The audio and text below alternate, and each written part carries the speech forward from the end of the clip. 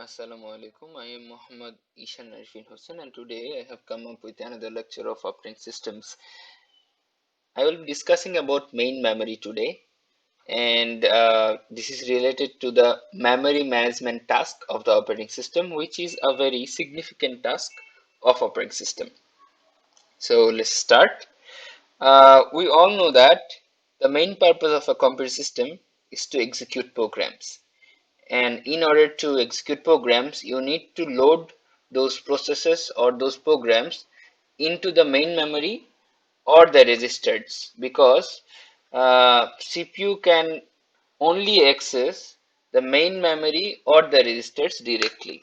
So you need to load the programs into the main memory or into the registers. So first of all, the program are stored in the disk, which is also known as the secondary memory. So usually the programs are stored in the disk or secondary memory, which is a non-volatile memory, and then you need to load those programs into the main memory or the registers. They are volatile memory. Main memory and registers are volatile memory, and you need to load the program into the main memory and the registers in order to execute them. So we can demonstrate this with a real life example. Suppose you have a bookshelf which has many books, many books, and you have a reading table. This is a reading table. Sorry for my bad drawing. This is you, and you read books sitting in the reading table. So you bring books from the bookshelf to your reading table, and the bookshelf has a lot of books, and the reading table do not have unlimited storage because the size of the reading table is not that much. So you can just bring a few books to read, but you cannot read your books from the bookshelf. You have to bring the books from the bookshelf to your reading table in order to read them. So for executing a program, if I refer this bookshelf as secondary memory, and if I refer this uh, table as the main memory, so for executing a program, you need to load the program from the secondary memory to the primary or the main memory in order to execute them. So it is so simple, but look, the storage of the reading table is small. You cannot put all the books from the bookshelf into the reading table because the storage is not that much. So you have a limited storage in your main memory, but you have to bring that particular book or that particular program. Suppose you need to run the Microsoft Word, MS Word. So MS Word is stored in your secondary memory, and if you want to execute the MS Word program, if you double click into it, it is loaded from the secondary memory or from the disk into your reading table, that means into your main memory, which can be referred also as RAM or random access memory. Alright, so as I have told you before, the CPU can directly access register and the main memory as well, but the uh, register is very fast, and the CPU can access the register within one CPU clock, one CPU clock cycle, which is very fast. But the main memory or the RAM can take many clock cycles. So the main memory is comparatively slower than the register. So this creates stall.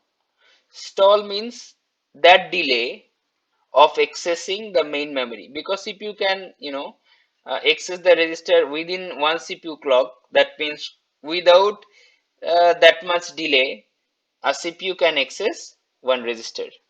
But when CPU wants to access the main memory, it can take more than one CPU cycle, it causes some delay. This delay is called stall. So this situation is intolerable because of the frequency of the memory accesses. You need to access the main memory millions of time, because CPU needs to access the main memory millions of time because of executing the program instructions. So this delay, which is stall, is intolerable, right? So what is the solution, or what is the remedy? The remedy can be adding a faster memory between the CPU and the main memory, between the main memory and the CPU registers. So if we can add a faster memory between the CPU and the main memory, that will be great, because then the CPU will need less amount of time to access its necessary program. So that memory which is in between the CPU registers and the main memory is called cache or cache. So this cache or cache is faster than the main memory. It is used uh, it can be used as a buffer between the main memory and the CPU.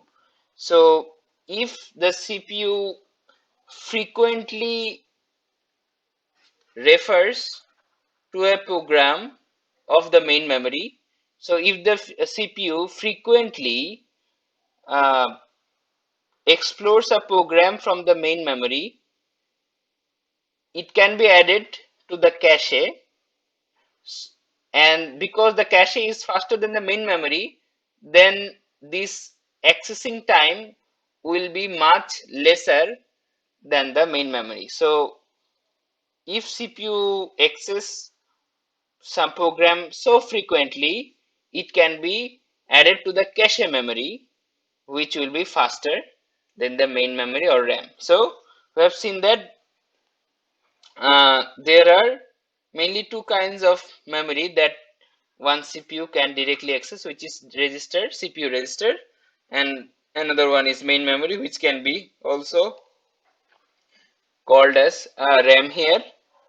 And in between them, there is registers are faster and main memory are a bit slower than the register. And because of this accessing delay to the main memory, there can be another memory which is cache, which is a bit faster than the main memory. But the main point here is that the programs have to be loaded into the main memory or the registers in order to be executed. All right. So as we have discussed about the main memory, and the programs will be, or the processes will be loaded in the main memory, as operating system is also a process or a program, operating system is also a program, it has to be also loaded in the main memory as well. So suppose here is a program, here is a process of a program which is P1. Suppose the code of process P1 somehow access the memory location of the operating system. If it can do so, it will be a high security risk, because if one process can access the location of another process or another program, then it will be very risky, because then that process can do harm or do various acts on that other program or on that another process. এখন আমার প্রসেসটা যদি P1 হয়, সেই P1 প্রসেসটা যদি operating সিস্টেমের process যেখানে চলছে মেমোরি যে লোকেশনে লোড হয়ে আছে সেই লোকেশনটা অ্যাক্সেস করতে পারে, তাহলে তো খুবই বিপদ। তাহলে অপারেটিং সিস্টেমের কোড এসে চাইলে উল্টাপাল্টা এক্সিকিউশন করতে পারে। আবার সাপোজ আমার মেমোরিতে শুধু তো অপারেটিং সিস্টেমের কোড নাই, অপারেটিং সিস্টেমের কোড আমার অনেক প্রসেস আছে, প্রসেস 1 প্রসেস 2 অনেক প্রসেস আছে। তো এখন প্রসেস 1 যদি প্রসেস 2 এর কোডকে অ্যাক্সেস করতে পারে, তাই প্রসেস 2 এর মেমোরিকে অ্যাক্সেস করতে পারে, তাহলে কিন্তু বিপদ। শুধু যে অপারেটিং সিস্টেমের কোডকে অ্যাক্সেস করতে পারলে বিপদ না, বিভিন্ন প্রসেসের যেই মেমোরি যেখানে সে এলোকেটেড আছে সেই জায়গায় আরেকটা প্রসেস যেমন প্রসেস 1 প্রসেস 2 এর মেমোরি লোকেশন অ্যাক্সেস করতে পারলে তো বিপদ। তাহলে এইটা হচ্ছে সিকিউরিটি কনসার্ন, যে একটা প্রসেস যাতে শুধুমাত্র তার নিজস্ব অ্যালোকেটেড মেমোরি অ্যাক্সেস করতে পারে, অন্য মেমোরি যাতে অ্যাক্সেস না করতে পারে। আচ্ছা, তো এই জিনিসটা জন্য আমাদের আসলে কি দরকার, সেটা হচ্ছে গিয়ে অ্যাড্রেসিং দরকার। অ্যাড্রেসিং দরকার। এই যে আমার একটা প্রসেস মেমোরিতে যাচ্ছে, আরেকটা প্রসেস মেমোরিতে যাচ্ছে, তো সেই প্রসেসের প্রোগ্রামগুলো মেমোরির কোথায় আছে, কোন জায়গায় আছে? মেমোরি তো অনেক বড়। সাপোজ আমার মেমোরি হচ্ছে গিয়ে, আমার র্যামটা হচ্ছে গিয়ে সাপোজ 16 GB, তাহলে বিশাল বড় মেমোরি।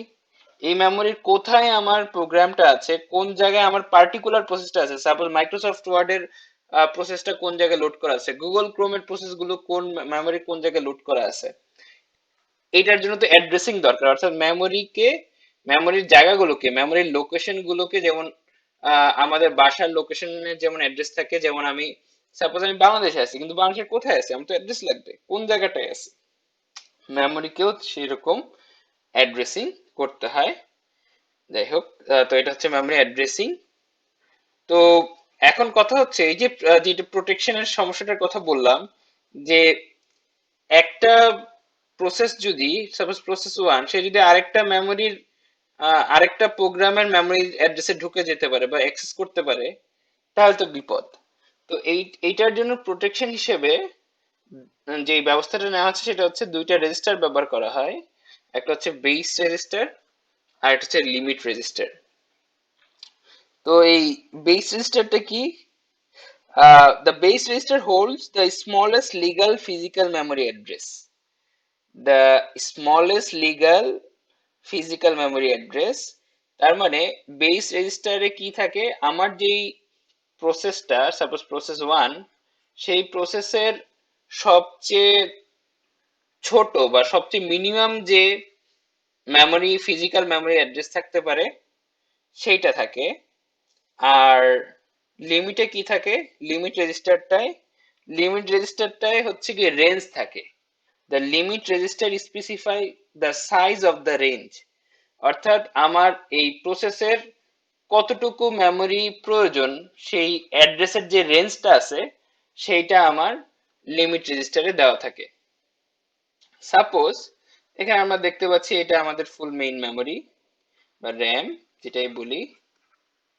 এখানে দেখতে পাচ্ছি যে আমার বেস হচ্ছে 300040। এটা হচ্ছে আমার মেমোরির অ্যাড্রেস। এখানে দেখতে পাচ্ছি এগুলো হচ্ছে অ্যাড্রেস নাম্বার, 0 থেকে অ্যাড্রেসটা শুরু হয়েছে, এইখানে যে 1024-এ 000-তে যে শেষ হয়েছে। এখন এই অ্যাড্রেসটা হচ্ছে আমার আমার পার্টিকুলার, সাপোজ এটার নাম হচ্ছে প্রসেস 01। এই পার্টিকুলার প্রসেসটার বেস হচ্ছে গিয়ে 300040, আর বেস প্লাস লিমিট হচ্ছে গিয়ে আমার যদি লিমিট রেজিস্টারে যেটা দেওয়া আছে সেটা হচ্ছে আমার রেঞ্জটা। তাহলে আমার ওই রেঞ্জটা যোগ করলে কিন্তু বেস প্লাস লিমিট মানে হচ্ছে হাইয়েস্ট কতটুকু, মানে অ্যাড্রেসটা কত হতে পারে সেই প্রসেসর। তো এর বাইরে যদি যায় তার মানে তো এই প্রসেস 01 এর বাইরে, এই লিমিটটার বাইরে, এই রেঞ্জটার বাইরে অন্য কোনো মেমোরি লোকেশনকে আর অ্যাক্সেস করতে পারবে না। এটাই হচ্ছে আমাদের সেই প্রোটেকশনটা দেওয়ার সিস্টেম। আমি যদি একটা উদাহরণ দিই, সাপোজ আমাদের বেস হচ্ছে, সাপোজ আমাদের বেস হচ্ছে 100 আর আমার লিমিট হচ্ছে 10। এটা হচ্ছে আমাদের মেমরি লোকেশন। সাপোজ এটা এখানে ওএস এর কোড আছে আর এখানে আমাদের প্রসেস 1 এর আমি বেস আর লিমিট দিলাম। প্রসেস 1 আছে, তার মানে কি আমার প্রসেস 1 এর বেস হচ্ছে 100, তার মানে এটার লোয়েস্ট মেমরি লোকেশন কত হবে? 100। আর লিমিট হচ্ছে 10, মানে এটা যেতে পারবে আর 10 পর্যন্ত। তার মানে এটা হাইয়েস্ট হওয়ার কত? কত তার বেস প্লাস লিমিট কত? বেস প্লাস লিমিট কত আসে? 100 প্লাস 10 ইজ ইকুয়াল টু 110। তার মানে এটার হাইয়েস্ট যেতে পারবে 110 পর্যন্ত। তার মানে প্রসেস 1 100 আর 110 এর মধ্যেই থাকতে পারবে। সে যদি সাপোজ ওএস এর কোড আছে আমার এখানে 1000 10020, এই লোকেশনে হচ্ছে আমার ওএস এর কোড আছে এখান থেকে, এই প্রসেস 1 কি চাইলে সেখানে যেতে পারবে না? সেই সিস্টেমটা কেই হচ্ছে গিয়ে হার্ডওয়্যার অ্যাড্রেস প্রোটেকশন বলে। এই হার্ডওয়্যার অ্যাড্রেস প্রোটেকশন সিস্টেমের ফ্লো চার্ট বা ডায়াগ্রামটা যদি আমরা দেখি, তাহলে আমরা দেখতে পারবো যে সিপিইউ একটা অ্যাড্রেস জেনারেট করলো। প্রথমে চেক হবে সেই অ্যাড্রেসটা কি সেই বেসের চাইতে বড় অথবা সমান কিনা, বড় অথবা সমান কিনা। মানে যেমন বেস আমার 100 ছিল, আমার তাহলে সিপিইউ আমার প্রসেস 1 এর জন্য একটা অ্যাড্রেস জেনারেট করছে, সেই অ্যাড্রেসটা কি এই যে বেস অ্যাড্রেস আছে সেটার চেয়ে বড় অথবা সমান কিনা। যদি না হয় তাহলে তো এটা ট্র্যাপ, এটা ইললিগাল অ্যাড্রেস এরর জেনারেট করবে। অর্থাৎ এটা যদি 90 হয়, 90 হলে তো বেসের কম হয়ে গেল, তাহলে নোতে চলে যাবে, তাহলে এটা ওই পার্টিকুলার প্রসেসের জন্য পারমিটেড না। যদি ইয়েস হয় তার মানে বেস এর চেয়ে বড় হয়, তাহলে আবার দেখতে হবে যে লিমিট ক্রস করে ফেলছে নাকি। আমার লিমিট হচ্ছে 10, মানে হাইয়েস্ট হতে পারে 110 পর্যন্ত, 100 প্লাস 10 110, এর চাইতে বেশি ক্রস করছে নাকি বেস প্লাস লিমিট 100 প্লাস 110। এখন আমার সিপিইউ যে অ্যাড্রেসটা জেনারেট করেছে সেটা যদি হয় 115, তাহলে তো এইখানে ইয়েস খাবে ঠিকই, বেসের চেয়ে বড় হবে ঠিকই, কিন্তু বেস প্লাস লিমিট হচ্ছে আমার 110, সেই 110 এর চেয়ে ছোট হইতে হবে। যদি ছোট হয় তাইলেই আমার মেমোরির সে অ্যাক্সেস পাবে, সেই লোকেশনে অ্যাক্সেস পাবে। কিন্তু যদি ছোট না হয়, এটা যদি ইয়েস ট্রু না হয় অর্থাৎ নো হয়, তার মানে কি 115 তো নো হবে, কারণ 115 110 এর চেয়ে ছোট না, সে নোতে চলে যাবে, তাহলে সেটা একটা ট্র্যাপ, সে ইরর অ্যাড্রেসিং ইরর জেনারেট করবে। তার মানে এই সিস্টেমটা দিয়ে আমরা এটা ইনশিওর করতে পারতেছি যে আমাদের যে অ্যাড্রেসটা জেনারেট হবে সেটা তার রেঞ্জেই থাকবে, তার বেস আর লিমিটের যে রেঞ্জটা আছে সেই রেঞ্জেই থাকবে। এখন এই যে বেস আর লিমিট রেজিস্টারের যেই loading ইনস্ট্রাকশনটা, the instruction to loading the base and limit registers are privileged.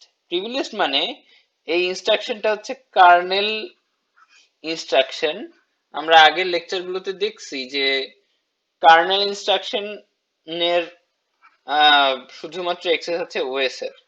তার মানে এই বেস আর লিমিট রেজিস্টারের যেই ভ্যালু বা লিমিট রেজিস্টারের যে ভ্যালু লোড করার ব্যাপারটা, সেই ভ্যালুটা লোড করতে পারবে শুধুমাত্র ওএস। তো কোনো প্রোগ্রাম চাইলেই তার বেস আর লিমিট রেজিস্টারকে বদলাইতে পারবে না। সেই সেই বেস আর লিমিট রেজিস্টারের যে ভ্যালুর অ্যাক্সেস সেটা দেওয়া আছে শুধুমাত্র অপারেটিং সিস্টেমকে। আচ্ছা, so let's go to the next topic, যেটা হচ্ছে গিয়ে অ্যাড্রেস বাইন্ডিং।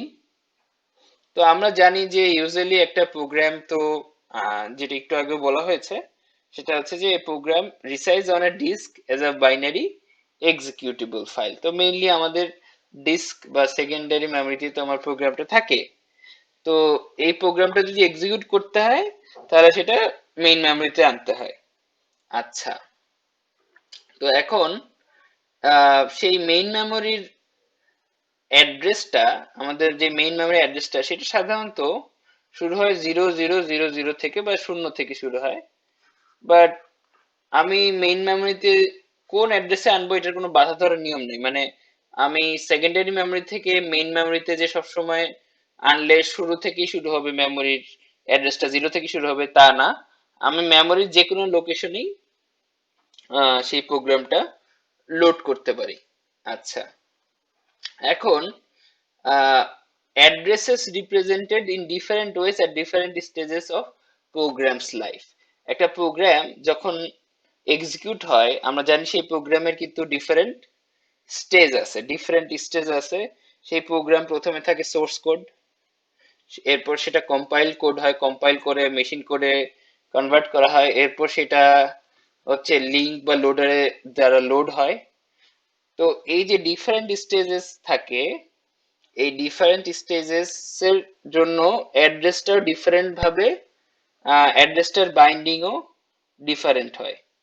তো আহ, এখানে আমরা দেখতেছি যে সোর্স কোড অ্যাড্রেসেস আর ইউজুয়ালি সিম্বলিক, অর্থাৎ আমার প্রোগ্রামটা যখন সোর্স কোডে থাকে, মানে প্রথম জাস্ট যেটা আমার যে প্রোগ্রামটা সেটা যখন কোড অবস্থায় থাকে, কিছু কম্পাইল হয়নি সেই অবস্থায় থাকে, তখন সেইখানে যে অ্যাড্রেসটা দেওয়া হয়, সাপোজ হচ্ছে কাউন্ট কাউন্ট কাউন্ট কাউন্টার বা কাউন্ট, এরকম অ্যাড্রেস আমরা দেই, সেই অ্যাড্রেসটা আসলে হচ্ছে সিম্বলিক, সেটা আসলে কোনো সেটা লজিক্যাল অ্যাড্রেস বা সেটার কোনো আহ, মানে সেটা ফিক্সড মেমোরি লোকেশন না। এরপরে এই কোডটা যখন কম্পাইল হওয়ার পরে সেটা the code address bind to reload relocatable addresses সে বাইন্ড হয়। এখন যেরকম উদাহরণ হচ্ছে 14 bytes from the beginning of this module, এটা যদি আমার বলা হয় তার মানে আমার অ্যাড্রেসটা কিন্তু ফিক্স না, এটা রিলোকেটেবল। আমি কম্পাইল টাইমে আমার সোর্স কোডে আমার অ্যাড্রেসটা হচ্ছে জাস্ট সিম্বলিক দেওয়া হচ্ছে, আমি যে অ্যাড্রেসটা দিলাম ওটা ফিজিক্যাল অ্যাড্রেস না। বাট এরপর যখন সোর্স কোড থেকে কোডটা কম্পাইল হলো, কম্পাইল টাইমে অ্যাড্রেসটা বাইন্ড হবে একটা রিলোকেটেবল অ্যাড্রেস হিসেবে। যেমন বলা হলো যে 14 bytes from the beginning of this module, অর্থাৎ আমার অ্যাড্রেসটা এই মডিউল যেখান থেকে শুরু হবে সেইখান থেকে 14 বাইট লাগবে আমার এই কম্পাইল কোডের। তার মানে আমি ফিজিক্যালি এখনো বলছি না যে আমার এক্স্যাক্টলি কোন অ্যাড্রেসটা লাগবে। তো এই এরপর যে লোডার ফেজে, যে লিঙ্কার বা লোডার ফেজে যে এই রিলোকেটেবল অ্যাড্রেসটা যে অ্যাবসলিউট অ্যাড্রেস পায়, অর্থাৎ এক্স্যাক্টলি অ্যাড্রেস পায় যে 74014, আমার লিঙ্কার বা লোডার ফেজে যে আমার হচ্ছে প্রধান মানে আসল অ্যাড্রেসটা পায়। তো আমার যখন কম্পাইল টাইমে থাকে তখন আমরা জানি যে কম্পাইল টাইমের পরে আমার হচ্ছে কোডটা মেশিন কোডে কনভার্ট হয়। তো এই কম্পাইল টাইমের সময় আমি যে অ্যাড্রেসটা পাই সেই অ্যাড্রেসটা হচ্ছে গিয়ে আহ, আহ, আমাদের রিলোকেটেবল অ্যাড্রেস। সাপোজ আমরা যদি জানি যে আমাদের প্রসেসটা আর নামের লোকেশন থেকে স্টার্ট হবে বা আর নাম্বার লোকেশন থেকে স্টার্ট হবে, তখন আমি কম্পাইল টাইমে বলে দিতে পারি, আমাদের অ্যাড্রেসটা যদি আমি বলি যে আর থেকে স্টার্ট হবে, তখন আমি কম্পাইল টাইমেই বলে দিতে পারি যে কম্পাইল টাইমে অ্যাবসলিউট কোড জেনারেট করার জন্য। অর্থাৎ আমি যদি কম্পাইল টাইম, আমার যখন কোডটা আমি কম্পাইল করব তখন যদি জানি যে আমার প্রসেসটার অ্যাড্রেসটা কোথ থেকে শুরু হবে, আমার প্রসেসটা মেমোরির কোন জায়গায় লোড হবে, যদি আমি এক্স্যাক্টলি জানি, তখন আমার কম্পাইল টাইমে অ্যাবসলিউট কোড জেনারেট করা সম্ভব। যেটা অ্যাবসলিউট কোড বলতে আমরা বোঝাচ্ছি এক্সাক্ট মেমোরি লোকেশন, যেমন 74014। আর যদি আম, এটা না হয় তাহলে লোড টাইমে যে মানে আমি যদি এক্স্যাক্টলি না জানি আমার মেমোরির কোথায় এটা স্টোর হবে, সেটা যদি আমি না জানি, তাহলে অবশ্যই সেটাকে রিলোকেটেবল কোড হিসেবে জেনারেট করতে হবে, যদি আমার না জানা থাকে এক্সাক্ট লোকেশন মেমোরির। আর এরপর হচ্ছে এক্সিকিউশন টাইম। আমরা জানি এক্সিকিউশন টাইম হচ্ছে কোডটা যখন এক্সিকিউট হয় বা রান টাইম। তো binding delayed until runtime if the process can be moved during the execution from one memory segment to another memory segment। আমার কোডটা যদি একটা মেমোরি সেগমেন্ট থেকে আরেকটা মেমোরি সেগমেন্টে মুভ করা হয়, তখন আমার সেটা কম্পাইল টাইমের বাইন্ডিং এর কাজ হবে না, লোড টাইমে বাইন্ডিং এর কাজ হবে না। যদি মেমোরিটা রান টাইমে এক মেমোরি সেগমেন্ট থেকে আরেকটা মেমোরি সেগমেন্টে মুভ করে, সেটা হচ্ছে এক্সিকিউশন টাইমের বাইন্ডিং। তো সেক্ষেত্রে কম্পাইল টাইম আর লোড টাইমের বাইন্ডিং এর দরকার নাই। আচ্ছা, তো এখানে আমরা যদি ফ্লোর চার্টটা দেখি আমাদের অনেকটা ক্লিয়ার হয়ে যাবে যে সোর্স প্রোগ্রাম, এটা হচ্ছে আমাদের সোর্স কোড, যেখানে আমাদের আগেও বলা হয়েছে যে সোর্স কোডের বাইন্ডিংটা হচ্ছে গিয়ে সিম্বলিক, সিম্বলিক বাইন্ডিং হয়, মানে কিছুই ফিজিক্যালি ওইখানে ওটার অস্তিত্ব নাই। আচ্ছা, তো কম্পাইল টাইম বাইন্ডিং এর পরে অবজেক্ট মডিউল ক্রিয়েট হয়। অবজেক্ট মডিউলটা আমাদের লিঙ্কার থেকে লিঙ্কার এডিটর দিয়ে এরপর লোডে যায়, লোড করতে হয়, এরপর লোড করা হয়, লোডার দিয়ে লোড করে লোডিং এর সময় আবার সিস্টেম লাইব্রেরি থেকে কোডগুলো লোডিং হয়। তো এরপর হচ্ছে কোডটা এক্সিকিউশনে যায়। যাই হোক, তো এখন আম, আমরা যেটা আলোচনা করব সেটা হচ্ছে লজিক্যাল আর ফিজিক্যাল অ্যাড্রেস স্পেস। আমাদের মেইনলি অ্যাড্রেস স্পেস হচ্ছে দুইটা। একটা হচ্ছে লজিক্যাল অ্যাড্রেস স্পেস, যেটা আসলে আমাদের সিপিইউ যে অ্যাড্রেসটা জেনারেট করে সেটা হচ্ছে লজিক্যাল বা ভার্চুয়াল অ্যাড্রেসও বলা যায়, সেটা হচ্ছে লজিক্যাল বা ভার্চুয়াল অ্যাড্রেস। আর ফিজিক্যাল অ্যাড্রেস, ফিজিক্যাল মানে কি, যেটা ধর টাচ করা যায়। ফিজিক্যাল হচ্ছে যেটার ফিজিক্যাল অস্তিত্ব আছে। তার মানে যে অ্যাড্রেসটা অ্যাকচুয়ালি মেমোরিতে আছে সেটা হচ্ছে ফিজিক্যাল অ্যাড্রেস। তার মানে দুই টাইপের অ্যাড্রেস হচ্ছে, একটা হচ্ছে লজিক্যাল অ্যাড্রেস যেটা সিপিইউ জেনারেট করে বা ভার্চুয়াল অ্যাড্রেসও আমরা সেটাকে বলতে পারি, আর একটা হচ্ছে ফিজিক্যাল অ্যাড্রেস। আচ্ছা, তো logical and physical addresses are the same in compile time and load time binding. তাহলে কম্পাইল টাইম আর লোড টাইমের বাইন্ডিং এর সময় লজিক্যাল আর ফিজিক্যাল অ্যাড্রেসটা সেম থাকবে, কিন্তু এক্সিকিউশন টাইমের সময় লজিক্যাল অ্যাড্রেস একরকম হইতে পারে, ফিজিক্যাল অ্যাড্রেস আরেক রকম হইতে পারে। আচ্ছা, তো এই যে লজিক্যাল আর ফিজিক্যাল অ্যাড্রেসের যে পার্থক্যটা, যে একরকম লজিক্যাল অ্যাড্রেস আরেক রকম ফিজিক্যাল অ্যাড্রেস, এটা তো তাহলে ম্যাপ করতে হবে, তাই না? ম্যাপিং মানে কি, যে এত নাম্বার লজিক্যাল অ্যাড্রেসের জন্য ফিজিক্যাল অ্যাড্রেস কত হবে, এটা ম্যাপ করা দরকার। এই ম্যাপিং এর জন্য আমাদের একটা হার্ডওয়্যার আছে, সেই হার্ডওয়্যারটার নাম হচ্ছে এমএমইউ, মেমোরি ম্যানেজমেন্ট ইউনিট। এই হার্ডওয়্যার ডিভাইসটা হচ্ছে লজিক্যাল অ্যাড্রেস থেকে ফিজিক্যাল অ্যাড্রেসকে কনভার্ট করে। আচ্ছা, এখন এই ক্ষেত্রে আমরা যে কিছুক্ষণ আগে বেস রেজিস্টার পড়ে এসেছি, সেই বেস রেজিস্টারকে কল করা হবে রিলোকেশন রেজিস্টার হিসেবে। আচ্ছা, এখানে কি হয় আমরা দেখতেছি, একটু দেখি যে অ্যাকচুয়ালি কি হয়। এটা হচ্ছে সাপোজ আমার বেস রেজিস্টার, আমার সিপিইউ যে লজিক্যাল অ্যাড্রেসটা জেনারেট করবে, সিপিইউ যে লজিক্যাল অ্যাড্রেসটা জেনারেট করবে, এমএমইউ কি করবে, তার এই যে রিলোকেশন রেজিস্টারে একটা ভ্যালু থাকবে, সেই রিলোকেশন রেজিস্টারের ভ্যালুর সাথে লজিক্যাল অ্যাড্রেসটা জাস্ট অ্যাড আপ করে দিবে, তাইলেই হচ্ছে গিয়ে আমরা ফিজিক্যাল অ্যাড্রেস পেয়ে যাব। তার মানে বেস রেজিস্টার যে ভ্যালুটা, যে আমার ফিজিক্যাল অ্যাড্রেসটা মিনিমাম কত থেকে শুরু হবে সেটার যে একটা অ্যাড্রেস আছে না, এক্ষেত্রে সাপোজ এই উদাহরণের ক্ষেত্রে সেই অ্যাড্রেসটা হচ্ছে 14,000, আর আমার লজিক্যাল অ্যাড্রেস হচ্ছে 346, এটা 14,000 হচ্ছে রিলোকেশন রেজিস্টার অ্যাড্রেস। তাহলে এমএমইউ কি করে, এমএমইউ এর কাজ হচ্ছে address of the logical address plus relocation register address, এটা যোগ করা, তাইলে আমি পেয়ে যাব ফিজিক্যাল অ্যাড্রেস। এখানে আমরা সিপিইউ তে পাচ্ছি হচ্ছে 346, আর এখানে হচ্ছে 14,000, তাহলে আমার ফিজিক্যাল অ্যাড্রেস হবে 346 প্লাস 14,000, যেটা হচ্ছে 14346। এই ফিজিক্যাল অ্যাড্রেসেই আমার এই লজিক্যাল অ্যাড্রেসের যে কোডটা আছে সেটা অ্যালোকেটেড হবে। ওকে, এবার হচ্ছে আরেকটা কনসেপ্ট সম্বন্ধে আমরা ক্লিয়ার হয়ে নেই, সেটা হচ্ছে ডাইনামিক লোডিং।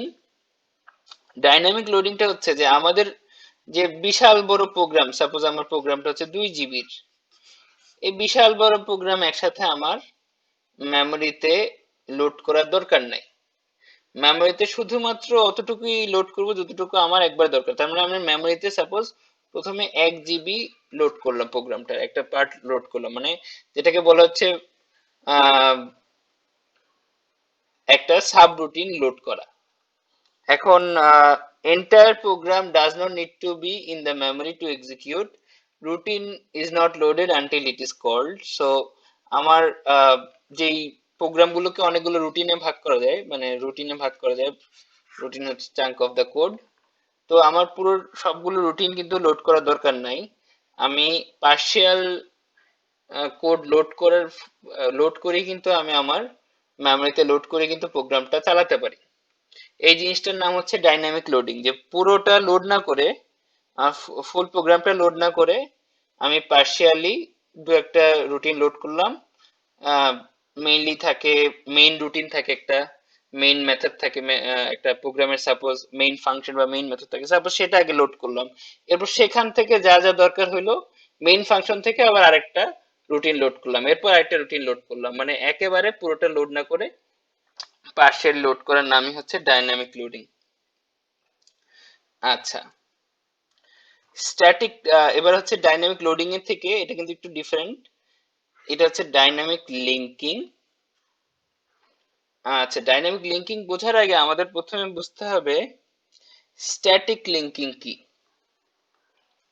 স্ট্যাটিক লিঙ্কিং হচ্ছে system libraries and program code combined by the loader into binary program image। মানে আমার যে কোডগুলো, সেই কোডগুলো কিন্তু অনেক সময় সিস্টেমের লাইব্রেরি ইউজ করে, তাই না, বিভিন্ন লাইব্রেরি ইউজ করে থাকে। সেই লাইব্রেরির যে লোড করাটা, সেই লোড যদি প্রত্যেকটা প্রোগ্রামের জন্য আলাদা আলাদা ভাবে সেই লাইব্রেরির প্রোগ্রাম মেমোরিতে লোড করা থাকে, সেটাই হচ্ছে স্ট্যাটিক লিঙ্কিং।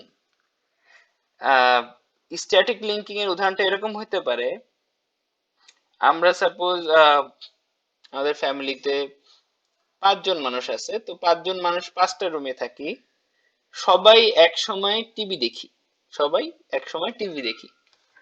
এখন সেই টিভি যখন দেখি, সে টিভি যদি সবাই এক সময় দেখি, তাহলে যদি 5 জনের, যে 5 জন, একটা রুম, দুটা রুম, তিনটা রুম, চারটা রুম, পাঁচটা রুম, 5টা রুমে যদি আলাদা আলাদা ভাবে টিভি লাগানো হয়, তাহলে 5 জন আলাদা আলাদা ভাবে 5টা রুমে আলাদা আলাদা ভাবে টিভি দেখতে পারবে। আর যদি একটা ড্রয়িং রুম থাকে, সেই ড্রয়িং রুমে যদি সবাই একসাথে টিভি দেখি, তাহলে কি হবে, সবাই একটা টিভি শেয়ার করে দেখলাম, সেটাই হচ্ছে গিয়ে ডাইনামিক লিঙ্কিং। আর 5ঘরে যদি আলাদা আলাদা টিভি থাকে, তাহলে একসাথে আলাদা আলাদা ভাবে দেখতে পাচ্ছি ঠিকই, কিন্তু খরচটা অনেক বেড়ে যাচ্ছে, যে আলাদা আলাদা ভাবে 5 ঘরেই 5টা টিভি লোড করা লাগছে।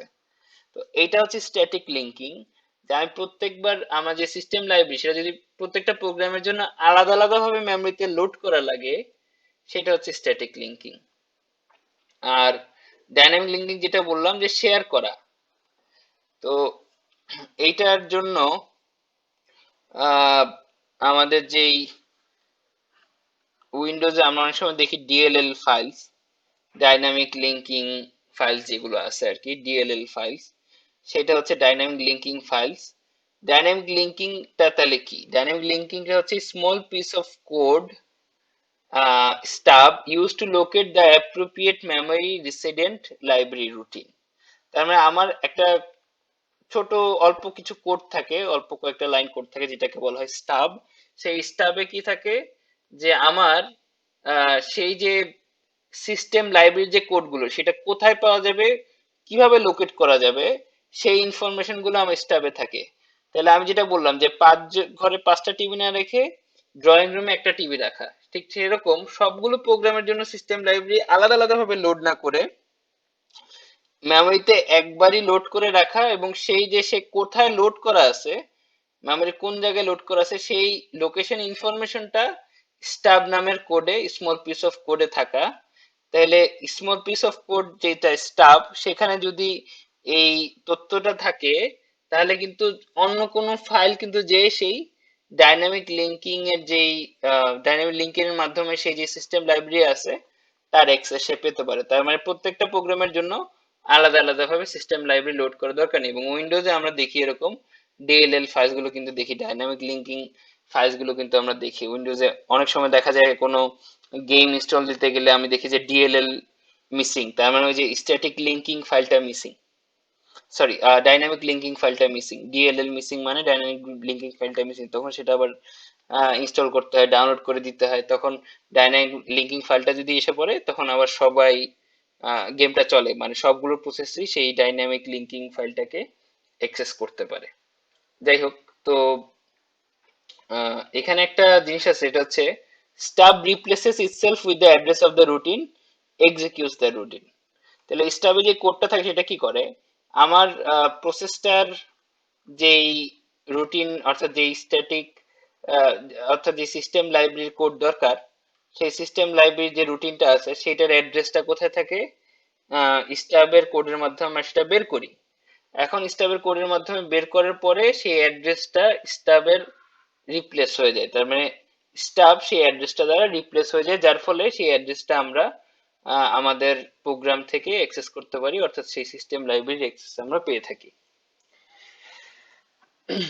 এখন আমাদের নেক্সট টপিক হচ্ছে কন্টিজিয়াস অ্যালোকেশন। এই কন্টিজিয়াস অ্যালোকেশনটা আসলে কি? ওকে, কন্টিজিয়াস অ্যালোকেশন বুঝতে হলে আমাদের বুঝতে হবে যে আমাদের মেইন মেমোরি তো আসলে অনেক কিছুই থাকে আমাদের মেমোরিতে। ওএস এর কোড থাকে, এরপর হচ্ছে প্রসেস 1, প্রসেস 2, সবগুলো প্রসেসে আলাদা আলাদা কোড কিন্তু আমাদের লোড করা থাকে। সাধারণত ইউজার প্রসেস গুলোকে যদি আমরা বলি যে মেমোরিকে দুইটা ভাগে ভাগ করি, তো সাধারণত হচ্ছে কি ইউজার প্রসেস গুলোকে হাই মেমোরিতে রাখা হয়, আর ওএসটাকে সাধারণত লো মেমোরিতে রাখা হয়। এখন আমরা যেটা দেখেছিলাম একটু আগে, সেটা কিন্তু এরকম ছিল যে relation users use to protect user protection from each other. তার মানে আমরা এই রিলেশন ইউজার ব্যবহার করি, রিলোকেশন রেজিস্টার ব্যবহার করি, যে আগে যেটা আমরা দেখেছি যে এই যে আমি তো এখানে বলতেছি যে আমার মেমোরিকে দুই ভাগে ভাগ করছি, যে মেমোরিকে একটা হচ্ছে ওএস এর পার্ট আর একটা হচ্ছে নর্মাল মেমোরি পার্ট। তো আগে যেরকম আমরা দেখেছি যে যেভাবে মেমোরিকে প্রোটেকশন দেওয়া হতো, লিমিট রেজিস্টার ছিল, যেটা হচ্ছে গিয়ে আমার রেঞ্জটা বলতো যে আমাদের এই প্রোগ্রামের লোকেশনের রেঞ্জ হাইয়েস্ট কত হতে পারে। আর রিলোকেশন রেজিস্টারটা আসলে কি, বেস রেজিস্টারের মতো কাজ করে, আমি আগেও বলেছি। তো এর এর মধ্যে আমরা লজিক্যাল অ্যাড্রেসটা যখন জেনারেট করব তখন বলতে পারবো যে সেটা ফিজিক্যাল অ্যাড্রেসটা যখন জেনারেট হবে সেটা কি অ্যাকচুয়ালি প্রোটেক্টেড নাকি, অর্থাৎ সেটা ওএস এর মেমোরিকে হার্ম করছে নাকি, সেটা কিন্তু আমরা বলতে পারবো। কারণ আমাদের লিমিট দেওয়া থাকবে, রিলেকশন রেজিস্টার ভ্যালু দেওয়া থাকবে, যার ফলে আমরা বুঝতে পারবো লজিক্যাল অ্যাড্রেস থেকে যেই ফিজিক্যাল অ্যাড্রেসটা জেনারেট হবে সেটা আসলে সেই মেমোরির লিমিট বা সেই মেমোরির রেঞ্জে আছে নাকি, এই ব্যাপারে কিন্তু একটু আগে আলোচনা করেছি। কিন্তু এই কন্টিজিয়াস অ্যালোকেশনের যেই সমস্যাটা সেটা হচ্ছে এরকম, সাপোজ আমরা ধরি এখানে আমাদের প্রসেস আছে ওএস প্রসেস 5, প্রসেস 8, প্রসেস 2, এরকম আমাদের মেমোরিতে ওএস এর কোড আছে, প্রসেস আর বিভিন্ন প্রসেস আছে। সাপোজ আমাদের এই প্রসেস 8 এর কাজ শেষ, তো সে মেমোরি থেকে ডিএলোকেটেড হয়ে গেছে, অর্থাৎ প্রসেস 8 কোড এক্সিকিউট হয়ে গেছে, শেষ। তাহলে এই জায়গাটা খালি থাকবে, এরকম খালি জায়গাকে আমরা বলবো হোল, যে মেমোরিটা এখন ফাঁকা, অ্যাভেলেবল আছে, এটাতে এখন কোনো কোড নাই বা কোনো প্রসেস লোডেড নাই। এখন এখানে সাপোজ আমার একটা প্রসেস আসলো, এই প্রসেসের জায়গা লাগে অল্প এতটুক, সেটা হচ্ছে প্রসেস 9 আসলো, তাহলে সে এতটুকু জায়গা নিয়ে নিল, যে ফাঁকা প্রসেস 8 দিয়ে তো এই বিরাট একটা জায়গা ফাঁকা হলো, এই জায়গার অল্প একটু জায়গা প্রসেস 9 নিয়ে নিল। এখন সমস্যা হবে যদি এরকম কিছু হয় যে আমার সাপোজ একটা প্রসেস আসছে যেটা হচ্ছে এত বড়, এতটুক জায়গা লাগে, সাপোজ এটা হচ্ছে প্রসেস 70। এখন আমরা দেখতে পাচ্ছি যে এইখানে প্রসেস 5 এক্সিকিউট হয়ে এখানে একটা হোল ক্রিয়েট হয়েছে, আর এখানেও আগের যে হোলটা আছে সেটা আছে। এখন প্রসেস 70 এর জায়গা লাগবে এতটুকু, কিন্তু এখানে আমরা দেখতে পাচ্ছি যে এতটুক জায়গা নাই, মেমোরিতে এতটুক জায়গা নাই, তাহলে সে দিতে পারবে না, সমস্যা হয়ে যাবে। কিন্তু যেটা হচ্ছে আসলে যেটা হচ্ছে যে একবারে এতটুক জায়গা নেই, কিন্তু এই জায়গায় যে ভ্যাকেন্ট জায়গাটা আছে আর এইখানে যে ভ্যাকেন্ট জায়গাটা আছে, এই দুটা যদি একসাথে মিলে যেত তখন কিন্তু এইরকম সমস্যা আর হইতো না। কিন্তু কন্টেজিয়াস এর ক্ষেত্রে কন্টাজিয়াস অ্যালোকেশনটা আসলে কি করে, যদি একসাথে খালি জায়গা থাকে, মানে যে ওএস এর কোড, এটা প্রসেস 1, এটা প্রসেস 2 আর এটা প্রসেস 3। এখন প্রসেস 2 আর প্রসেস 3 এর কাজ শেষ, তাহলে এই দুইটা চলে এই দুইটা হচ্ছে কি ডিএলোকেটেড হয়ে যাবে, তাহলে এই পুরো জায়গাটা তখন ফ্রি হয়ে যাবে। তাহলে যদি একসাথে মেমোরি লোকেশনের জায়গা খালি হয়, তখন যদি একটা বড় মেমোরি যেমন প্রসেস 17 এর এরকম বড় মেমোরি দরকার হয়, তখন কিন্তু সে এই একসাথে দুইটা যে ফ্র্যাগমেন্ট ক্রিয়েট হয়েছে, এই দুইটা ফ্র্যাগমেন্ট একসাথে হয়ে যায়, এবং একসাথে হওয়ার পর এই প্রসেস 17 এই পুরোটা খালি জায়গায় চলতে পারে। কিন্তু কন্টাজিয়াস এর ক্ষেত্রে যেটা সমস্যা, যে এই প্রবলেমটা আমি যেটা দেখাচ্ছি, যে আলাদা আলাদা জায়গায় খালি আছে, দুইটা হয়তো একসাথে মিলালে এই প্রসেস 17 এর জায়গা হয়ে যেত, আমরা প্রসেস 17 কে অ্যালোকেট করতে পারতাম মেমোরি। কিন্তু যদি কন্টিনিউয়াস না হয় তাহলে কিন্তু আমরা করতে পারছি না, মাঝখানে এটা কন্টিনিউয়াস না, আমরা দেখতে পাচ্ছি যে এখানে মাঝখানে আবার একটা প্রসেস চলে আসছে। তো এটা হচ্ছে কি আমাদের সমস্যা হয়ে যাবে।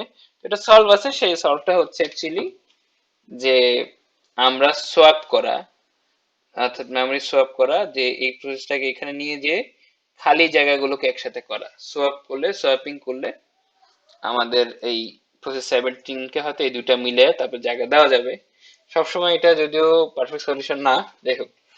তো আমরা how to satisfy a request of size n from a list of free host, কিভাবে আমি এই স্যাটিসফাই করতে পারি যে একটা আমার রিকোয়েস্ট আছে সাইজ n, মানে সাইজ n হচ্ছে মেমোরি সাইজ, যে সাপোজ আমার মেমোরি সাইজ হচ্ছে 1 মেগাবাইট মেমোরি সাইজ দরকার, এরকম একটা প্রসেস আসছে, সেখানে আমরা ফ্রি হোল যেগুলো ফ্রি আছে, খালি জায়গা আছে মেমোরিতে, সেখান থেকে কিভাবে জায়গা দিব।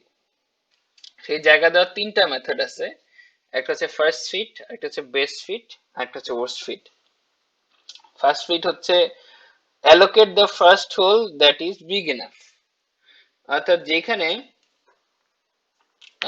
এই মেথডটা হচ্ছে যেই প্রথম যেই হোলটা এখানে আমি দেখাচ্ছি, এখানে সাপোজ আমাদের মেমোরি পুরোটাই খালি আছে, এরকম একটা বড় একটা ছোট হোল, এগুলো সবগুলো হোল। তো আমার এক প্রসেস আসছে, প্রসেসটার সাইজ হচ্ছে এরকম, এই একটা প্রসেস আছে যেটা এতটুক দরকার, এটা এখানে আমি জাস্ট আর কি এই লেন্থটা বোঝাচ্ছি। তো এটা allocate the first hole that is big enough। তো প্রথম আমি যখন সার্চ করব যে কোন কোন মেমোরি কোন লোকেশন দেওয়া যায়, এখানে যেহেতু হোল আছে অনেকগুলো, যেই হোলটা হচ্ছে গিয়ে সেই মেমোরির জন্য প্রথম যে হোলটা যেটা বিগ এনাফ, সেইখানেই এটাকে অ্যালোকেট করা হবে, এই প্রসেসটাকে, এই প্রসেস P1টাকে সেখানে অ্যালোকেট করা হবে। যেমন এখানে দেখলাম আমরা এটা ছোট, এখানে হচ্ছে না, এই জায়গায় হয়ে যাবে, এটা যাবে প্রসেস 1, তো এখানে অ্যালোকেট করলাম, এই জায়গাটায় গেলাম না, কারণ ফার্স্ট ফিট অ্যালগরিদমটা যদি আমি ফলো করি, প্রথম যেই হোলটা বড় পাবো সেইখানেই আমি প্রসেসটাকে ফিট করে দিব। আর তাহলে ওয়ার্স্ট ফিটটা কি, ওয়ার্স্ট ফিট হচ্ছে অ্যালোকেট দ্য লার্জেস্ট হোল।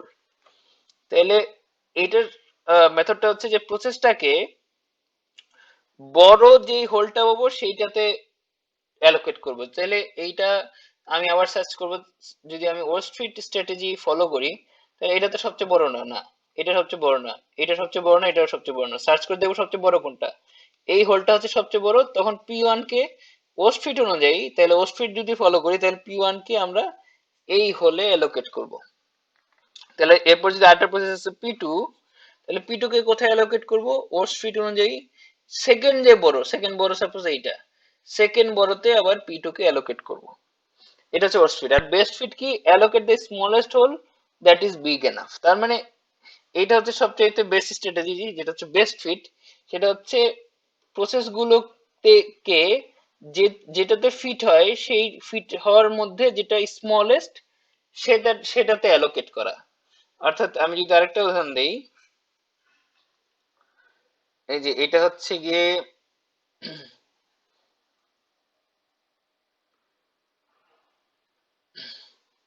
এই যে আমার প্রসেসটা সাপোজ ছোট, এতটুকু, তো এই জায়গায় ফিট হওয়ার কথা। তো ফার্স্ট ফিট যদি বলি, সেটা হচ্ছে allocate the first hole that is big enough, প্রথমে যেটা বড় পাওয়া যাবে সেটাতেই আমি অ্যালোকেট করে দিব ফার্স্ট ফিট হিসেবে। তাহলে ফার্স্ট ফিট যদি হইতো তাহলে এই প্রসেসটাকে আমি এখানে অ্যালোকেট করে দিতাম, এই জায়গায় অ্যালোকেট করে দিতাম, কারণ এই হোলে যথেষ্ট জায়গা আছে, এটা ফার্স্ট ফিট অনুযায়ী অ্যালোকেট করে দিতাম। আর ওর্স ফিট হলে কি করতাম, অ্যালোকেট দ্য লার্জেস্ট হোল। তো ওর্স ফিট হলে আমি দেখলাম সবচেয়ে বড় কোনটা সেটাতে আমি অ্যালোকেট করব। এখানে সবচেয়ে বড় হোল হচ্ছে এইটা, তাহলে আমি আমার প্রসেসটাকে ওর্স ফিট হলে এখানে অ্যালোকেট করতাম। কিন্তু যদি বেস্ট ফিট অ্যালগরিদম ফলো করি তাহলে হচ্ছে allocate the smallest hole that is big enough. তাহলে সবচেয়ে ছোট কোনটা যেটাতে অ্যালোকেট করা যাবে। এখানে যে মেমরি দেখাচ্ছে সেটা এরকম অনেকগুলো হোল আছে, সেই হোলগুলোর মধ্যে আমি দেখতেছি যে এইটা বেশি ছোট, এটাতে অ্যালোকেট করা যাবে না, এগুলো বড়, এগুলো অ্যালোকেট করা যাবে, তাও করবো না, করবো হচ্ছে এটাতে। এটাই হচ্ছে সবচেয়ে ছোট হোল যেটাতে অন্তত এটার জায়গা হয়, এটা হচ্ছে বেস্ট ফিট। মানে হচ্ছে অন্তত জায়গা হয় এরকম ছোট কোনটা সেটাতে আমরা অ্যালোকেট করবো, যাতে করে মেমরি নষ্ট না হয়। কারণ আমরা দেখতেছি ওস্ট ফ্রিতে আমি আমার অনেক বড়টাতে যে অ্যালোকেট করতেছি ঠিকই মেমোরিটা, কিন্তু বাদ বাকি জায়গা সেই প্রসেসটা অ্যালোকেট করার পরে বাদ বাকি জায়গা নষ্ট হচ্ছে, কারণ ওই প্রসেসটাতে এত মেমোরি লাগবে না। তো এই ফার্স্ট ফিট আর ওস্ট ফিট স্ট্র্যাটেজির চেয়ে বেস্ট ফিট স্ট্র্যাটেজিটাই বেটার। এবার আসি ফ্র্যাগমেন্টেশনে। ফ্র্যাগমেন্টেশন দুই ধরনের হয় সাধারণত। একটা হচ্ছে external fragmentation, total memory space exist to satisfy a request but it is not contiguous. আর একটা হচ্ছে internal fragmentation, allocated memory may be slightly larger than the requested memory. তো এই external fragmentation আর internal fragmentationটা কি? external fragmentation হচ্ছে আমার একটা memory আছে, দেখাই মেইন মেমরি, যেটা আমি একটু আগে আলাপ আলোচনা করা হয়েছে ব্যাপারটা নিয়ে, যে মেইন মেমরিতে অনেকগুলো হোল আছে, একটু হোল, একটু হোল, আমার প্রোগ্রামটা হচ্ছে এত বড়, আমার এতটুক জায়গা লাগবে, এখানে জাস্ট আমি মানে এই সাইজ, বক্সের সাইজ দিয়ে বোঝাচ্ছি জাস্ট মেমোরি কতটুক লাগবে সেটা। তো আমি দেখতে পাচ্ছি যে হোলগুলো যতটুক বড়, সাপোজ আমার এই হোলটা ফিল আপ করা প্রসেস 1 চলতেছে, এই হোলটা ফিল আপ করা প্রসেস 2 চলছে, এই হোলটাও ফিল আপ করা প্রসেস 3 চলছে। এখন এই হোলে বা এই হোলে কোনোটাতেই কিন্তু এটা সাপোজ প্রসেস 4, এটা জায়গা হবে না, এটা জায়গা একটু বেশি লাগবে, এই জায়গা হবে না, এই জায়গা হবে না। কিন্তু যেটা হচ্ছে এদের দুজনকে যদি একসাথে করে দেওয়া যায় তখন এই P4 এর জায়গা হবে। কিন্তু এটা যেহেতু এটা যদি কন্টাজিয়াস না হয় তাহলে এটা করা কিন্তু সমস্যা। মানে এই দুইটা তো একসাথে নাই, হোল গুলো কিন্তু একসাথে নাই, এইটা আর এটা একসাথে নাই, মাঝখানে আবার আরেকটা হোল আছে, সরি আরেকটা লোকেশন আছে যেখানে P3 লোডেড আছে। তার মানে এই দুইটা হোল একসাথে নাই। একসাথে হইলে কি করা যেত, একসাথে করে দেওয়া যেত, তখন P4 সেখানে অ্যালোকেটেড হয়ে যেত। কিন্তু যেহেতু একসাথে নাই তাহলে সমাধান কি, যেটা একটু আগে আলাপ করা হয়েছে যে এটাই হচ্ছে এক্সটার্নাল ফ্র্যাগমেন্টেশন প্রবলেম, এবং এটা সমাধান হচ্ছে সোয়াপ করা বা মুভ করা। মানে এইটাকে সাপোজ এই হোলটাকে নিচে নিয়ে আসলাম, নিচে নিয়ে আসার পর কি হলো, এই প্রসেস 1, প্রসেস 2, প্রসেস 3, এই দুইটা হোলকে নিচে নিয়ে আসলাম একসাথে। এখন হচ্ছে এই P4টাকে অ্যালোকেট করা গেল, এখন হচ্ছে এই P4টাকে অ্যালোকেট করা গেল। আর ইন্টারনাল ফ্র্যাগমেন্টেশন হচ্ছে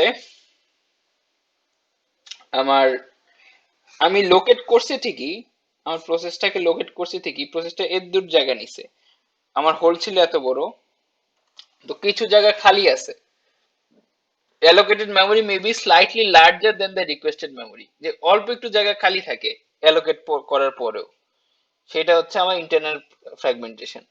তো ইন্টারনাল ফ্র্যাগমেন্টেশনটার সলভ কি, ইন্টারনাল ফ্র্যাগমেন্টেশনটার সলভ হচ্ছে যে আমি বেস্ট ফিট অ্যালগরিদম ফলো করে, একটু আগে যে বেস্ট ফিট অ্যালগরিদমটা দেখে আসছি, সেই বেস্ট ফিট অ্যালগরিদমটা যদি আমি ফলো করি তাহলে এরকম সম্ভাবনা কম থাকে যে বড় জায়গা রয়ে যাবে, ইন্টারনাল ফ্র্যাগমেন্টেশন হওয়ার সম্ভাবনাটা কম থাকে। আচ্ছা, যেটা আমরা দেখলাম এর সলিউশন গুলো লেখা আছে, শাফল করা, আর এই শাফলের যে যেটা নাম বললাম শাফল, এই শাফল করার থিওরিটিক্যাল নেম হচ্ছে কম্প্যাকশন। যেটা আমি বললাম যে এক্সটার্নাল ফ্র্যাগমেন্ট হলে আমি কি করব, এই মেমোরি লোকেশনটা শাফল করে দেবো, যার ফলে দুইটা হোল একসাথে হয়ে যাবে। এটার থিওরিটিক্যাল টার্ম হচ্ছে কম্প্যাকশন। এই কম্প্যাকশনটা is possible only if the relocation is dynamic. অর্থাৎ আমার এই মেমোরি রিলোকেশনটা যদি ডাইনামিক হয়, যেটা আমরা একটু আগে দেখে আসছি, ডাইনামিক লোডিং যদি ডাইনামিক হয় এবং মেমোরি বাইন্ডিংটা যদি এক্সিকিউশন টাইমে হয়, আমরা দেখছি যে এক্সিকিউশন টাইম বাইন্ডিং যেটা দেখছি শুধুমাত্র ডাইনামিক হইলেই, স্ট্যাটিক হলে তো পসিবল না, শুধুমাত্র ডাইনামিক হইলেই এবং এক্সিকিউশন টাইমে বাইন্ডিং হইলেই আমার কম্প্যাকশনটা পসিবল। যদি স্ট্যাটিক হইতো তাহলে এইভাবে শাফল করা সম্ভব হইতো না।